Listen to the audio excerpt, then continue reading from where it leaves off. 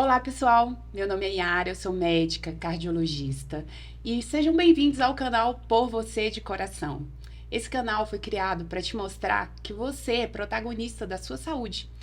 Muitas doenças são preveníveis e mesmo quando as doenças já estão instaladas, como você lida com isso será determinante para a sua qualidade de vida.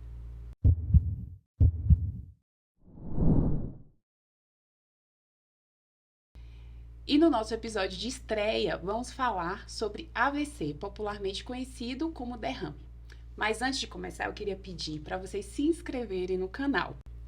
E para falar desse tema, convidamos a doutora Micaela Aguiar, médica formada pela Faculdade Pernambucana de Saúde, neurologista e neurofisiologista formada pelo Instituto Hospital de Base do Distrito Federal, título de especialista em neurofisiologia pela Sociedade Brasileira de Neurofisiologia Clínica, coordenadora de neurologia do Grupo Santa Marta, neurologista do Grupo Santa. E o mais importante do currículo dela, minha irmã. Seja bem-vinda, doutora Micaela. Obrigada. Esse tema é extremamente importante e emblemático. A gente sabe que o AVC, junto com o infarto, são responsáveis pelas principais causas de morte, tanto no Brasil quanto no mundo. Sim. E no Brasil é alarmante se morre uma pessoa a cada 5 minutos de AVC. Mas vamos entender o que é o AVC, o que causa o AVC. O AVC, a sigla significa acidente vascular cerebral e, como você disse, popularmente falando, é o derrame cerebral. Acho que antes da gente comentar sobre as causas, é importante a gente subdividir os tipos que a gente tem de AVC. O mais importante deles é o que a gente chama de isquêmico, que é aquele que deixa de chegar sangue numa determinada área do cérebro. E a partir do momento que eu deixo de chegar sangue numa área do cérebro, aquela parte do cérebro vai morrendo à medida que os minutos vão passando. E o segundo tipo, não menos importante e não menos catastrófico, é o AVC hemorrágico, que é quando tem como se fosse uma explosão daquela artéria, e ao invés de parar de chegar fluxo de sangue, eu tenho um sangramento intenso dentro do cérebro dos pacientes.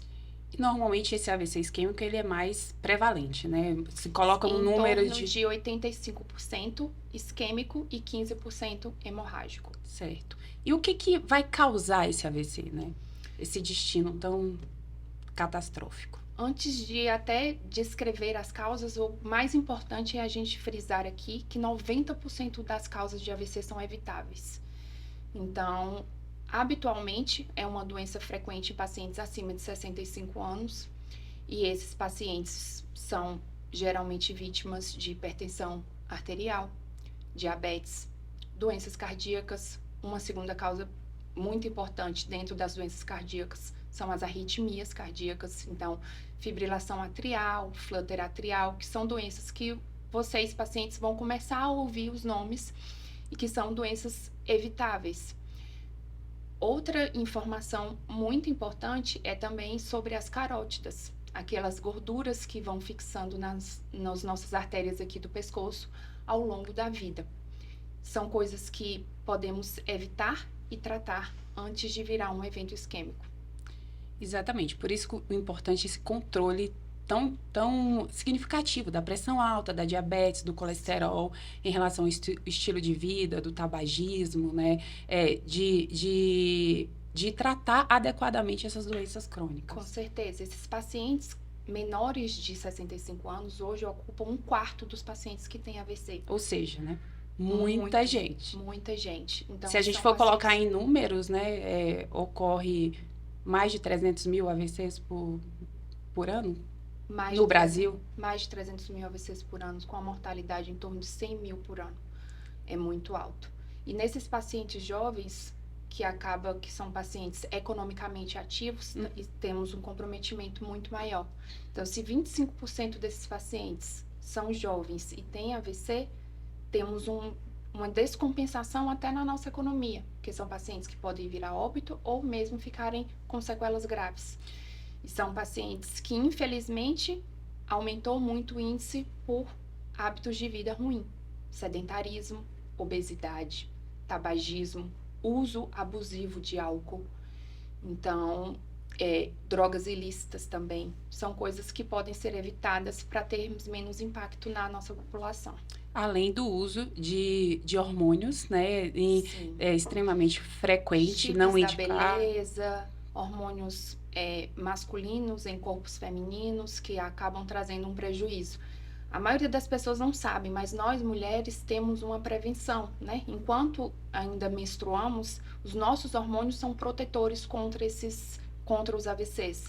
Então, a partir do momento que eu tenho o uso de hormônio masculino no corpo feminino, eu praticamente igualo o risco de uma mulher ter AVC igual ao de um homem. Para vocês terem uma ideia, em academias tem um dado que mostra que até 3% das pessoas que estão frequentando a academia são usuários de hormônios não indicados, né? Então, é um número bem alarmante. Então, a gente já sabe o que é um AVC, o que pode causar, mas assim, como que o próprio paciente, ou até pode ajudar alguém reconhecendo se está ou não acontecendo um AVC? O próprio paciente, ele pode perceber por sintomas que ele vai começar a notar, como perda de força de um lado do corpo, ou dormência, uma fala embolada, ou ao se olhar no espelho perceber o rosto torto. Então, o próprio paciente pode perceber. Se ele estiver acompanhado, a gente recomenda que a pessoa peça o paciente para sorrir. Então, ao momento do sorriso, vai perceber um sorriso torto, um lado vai mais do que o outro. Orientamos que o acompanhante peça para o paciente elevar os braços, e na hora que ele elevar os braços, vai perceber que o outro braço vai cair, e pedimos também para que eles falem uma frase. E quando falar a frase, pode perceber que a voz está diferente do habitual. Então, uma voz embolada, às vezes de difícil compreensão. E o mais importante, acionar o SAMU imediatamente pelo número 192. Exato.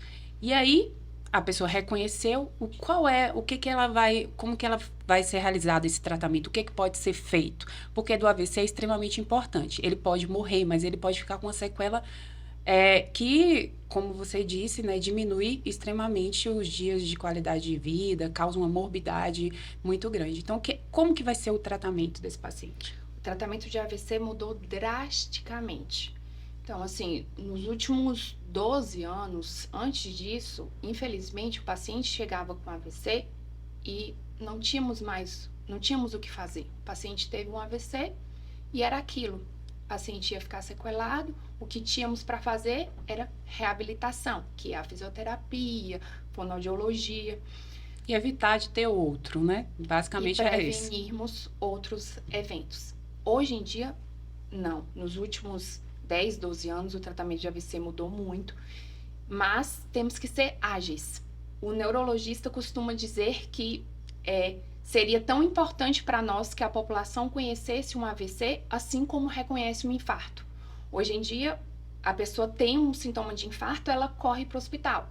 O paciente, hoje em dia, ainda não chegamos nessa fase no AVC. Então, o paciente tem sintoma de AVC, às vezes fica em casa esperando passar, e a gente não tem esse tempo. Não temos esse tempo.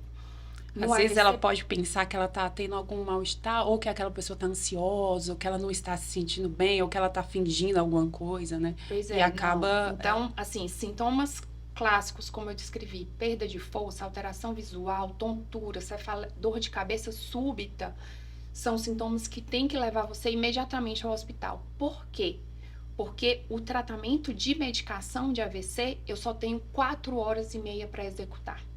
Então, eu preciso que o paciente chegue muito rápido.